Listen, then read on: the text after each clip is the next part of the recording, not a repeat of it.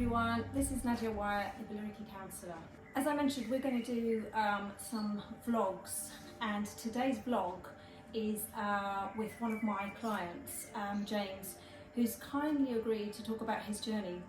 And actually his journey isn't really short of anything but a miracle in terms of where he's come from to where he's got to.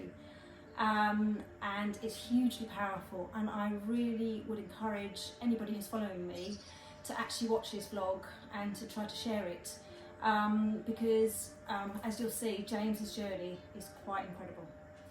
Anyway, James, what would you like to say in terms of where you've come from and where you've got to, and how it's even happened? I think I'd start at the beginning. It's literally pretty much a year to the date that I came and saw Nadia, and it was, you know, let's say it was on a Wednesday, I'd actually made an attempt on my life, and my family here in Essex kind of, you know, pulled me together, said we need to go and solve this, and you know, see someone almost immediately. And so what did you try to do? What did I try to do? I try to remember now, because it's funny, because at the time my head was in a complete different direction to what it is now, so to think of the process is strange. But I remember I went to B&Q, I bought a tube, and I drove up to somewhere I found really peaceful, and actually quite nice areas to go and walk, and I thought that's a nice place to die, kind of thing. And started kind of a process, and then unfortunately, fortunately, my family called, and someone saw me, and kind of like I drove to hospital then, and you know, and that was, I'm trying to remember, sorry, you know, so I went through that process, and at the time I can't explain to anyone that's in that position currently or has been, that you just, trust me, you're not in where you think you are. You know, the world is not that place it looks like. And because when you came, you thought, in fact, when I read your notes, I thought I was dealing with somebody who'd literally, completely, and 100% lost everything. Yeah, I'd literally had a relationship break up. My business was very much struggling, and I couldn't keep it going. I had a joint house with my partner. I had a dog that, if I'm honest, I wasn't particularly close to, but in my mindset, I had lost my business, I had lost my girlfriend, I'd lost my house, I'd lost my dog, I'd lost my home, I'd lost friends, everything was lost. And actually, when I read your notes, I actually thought your girlfriend had died, your dog had died, your house had been repossessed, and your business had gone bust. Yeah. Actually, that's exactly how you'd written it down. Yeah, in my head at the time, you know, because I think in my life there's been a lot of trauma. Suicide has been apparent in my life as a child, you know, through my family, and different things and coping. There was always, the principal thing out of all of that was that my mindset, looking back, was I was the failure and I'm wrong. So when I went to kill myself, it was the point of, you are the most common denominator for all the failure, so take you away and everything will be all right for everyone else. Which is just an odd way of thinking, but that was my process at the time. It wasn't a sad moment, it was a moment of just, you're the problem, it's all you are failure, you lose everything, every time it's your fault, you are the fault, and to go through it, and yeah, so when you came for therapy, what did you think therapy was going to do for you?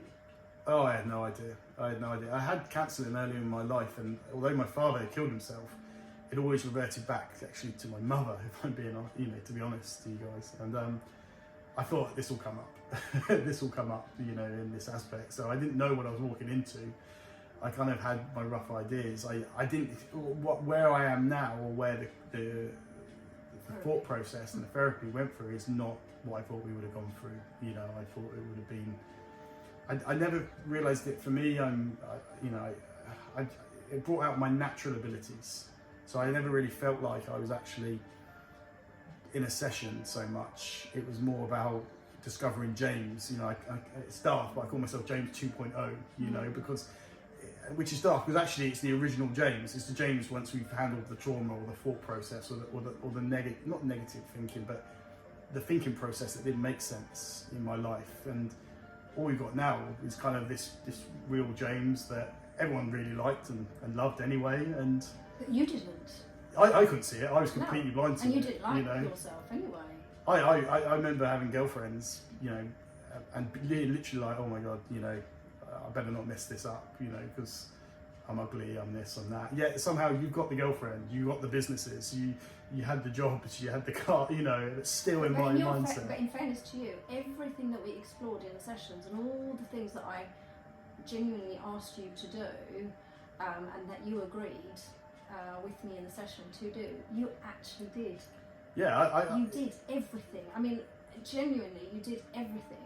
Yeah, and that's, you know, thanks to yourself, thanks to the family. I had great opportunity. I had a great network around me to really support that, and which is one, you know, and just to explain to anyone, you've got to I had to make changes. I had to cut some people out of my life that were really not good people for my life, and had that, which was hard. Which is hard. There were some really good friends, but you know, were terrible people. It was all about them, kind of thing. And I noticed I definitely had a trail of narcissists in my life.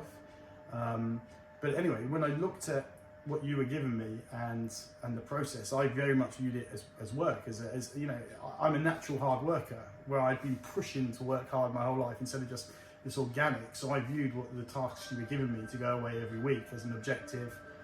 You know, and it brought me back down from thinking the world, every problem's like this and it's huge, to bite-sized chunks. Just little chunks, and I can manage little chunks. And even when it's interesting, you know, going through recovery and into life, you still get same stresses. But you do now think. But now it happens in natural. Size You know, chunks, we were talking earlier, and it happened today that I had, you know, some stuff, and automatically, and that's what I think's important. It happens automatically because I play a lot of sport, and when the pressure comes down, if you've got to think about a process. You now play a lot of sport. You now. Yeah, sorry. Exactly. Yeah. That's the whole thing. But that's the whole thing with therapy, is once you come out the other end, you genuinely can't remember how bad you were. I mean, I remember how bad you were. I remember how bad you were. Yeah. So when you come out of therapy, you come out the other end, you know, and you achieve the things, you actually can't remember how bad you were. And you talk about life as if you'd always done it. And actually,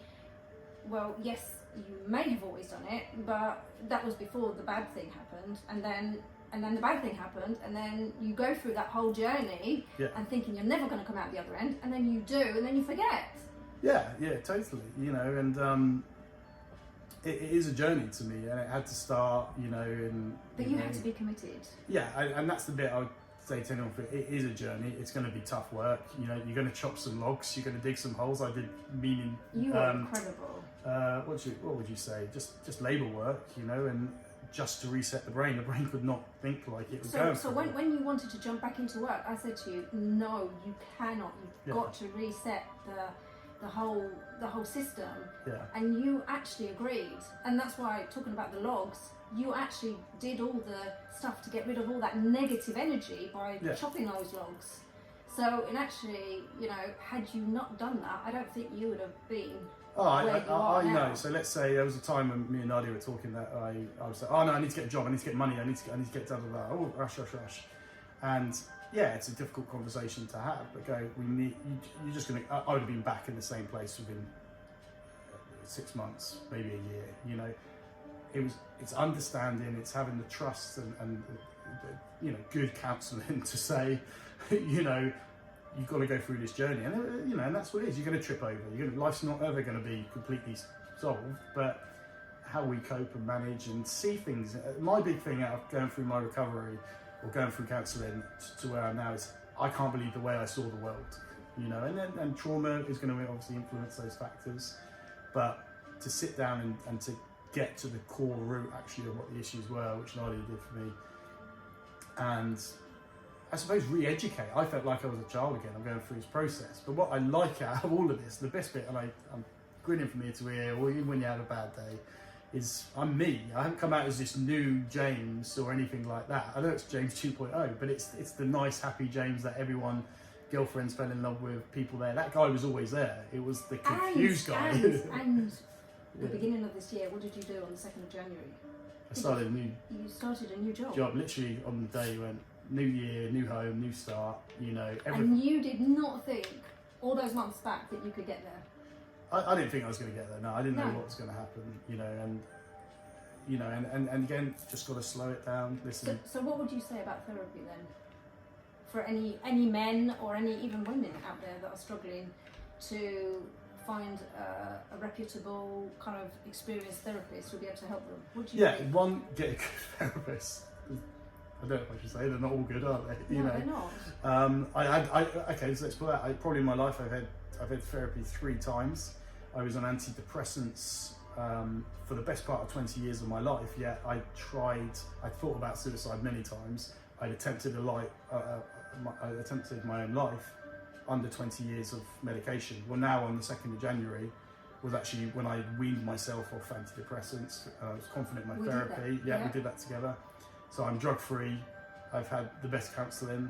I've gone through a journey that hasn't always been opening nice doors, but it's been opening doors to get through to the end result. And yeah, for the first time in 20 years, I'm drug free. I'm working. I'm very confident and sure in myself of that. You know, I just don't have that weakness of insecurity that I lived with for nearly on 25 years or whatever it was. So, and that's the bit that feels odd, which now has come back to life. It's, you just doubt yourself for every second, and that journey you took me on, you know, completed that kind of aspect to it. And I can't emphasize the point of the right therapist, but also, you know, one that's going to challenge you. You know, you don't want someone just doing you right all the time.